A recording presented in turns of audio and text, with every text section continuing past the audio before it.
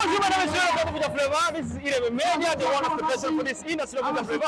Jadi yang berusaha kita dari Abisha bukan muri industry of the flavor. Untuk itu korang, mereka tuh bukan muri kirimana. Thank you God for everything done for us in the name of Jesus Christ. Abarundi bukan muri kunzo isamirizi IREBE FM. Munasima kudukurikirana misi yose kuri 91 n'ibice 2 navuga mu kiyacimbo hamwe n'ijana n'ibice 2 navuga mu ntara zose zigize igitabo cy'u Burundi. Kuri munsi rero mwayibora ni Beni navuga Beni kabesike professional.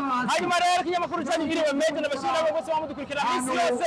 Mundasiba kwa bamukurikirana ibiganiro tw'amatubashirira kwa misi ku rubuga rwanyu ariko rwacu rwa IREBE MEDIA. Rero kuri uyu munsi rero murabona ko ari umunsi udasanzwe. Ruvugane n'igihugu cyacu cyiza cy'u Burundi n'amateka kuyandi yanditswe cyane neza nga mu ntara yagutse ya Bujumbura. Kwimana neza neza ahantu bita muri Rohero ahantu ari Stade Intwari. Murabizi neza yuko ari stade yubatswe n'Abarundi ubwabo.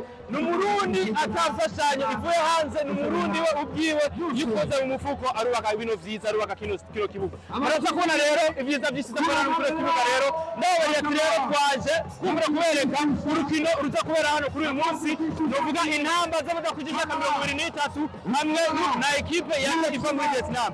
Uyu munsi rero n'urukino rwa mbere ruza kubera kuri no Stade Intwari n'amateka nafi n'Abarundi benshi insinzi bari biteze yuko bino bikorwa biba bari biteze kuri stade yugururwa bari bafunguye novuga cyane kuza kurabira hano urukino kuri Stade Intwari. Yero ni byinshi muraza kwabonera turaza kuba mu kumwe natwe ugumane natwe ni muhindure nimugana kuri ngumenda kuri IREBE MEDIA n'akora byinshi kuri kuri Beni bene kabiri professional aho hose murabona n'abantu benshi n'abantu ibihumbi bize muri kino kibuga ni ibintu bimeze neza cyane kandi bari ati bari mugenzi wawe abari mugenzi we muze mwese kugira ngo natwebwe twisanzure mu kugurura kino kibuga.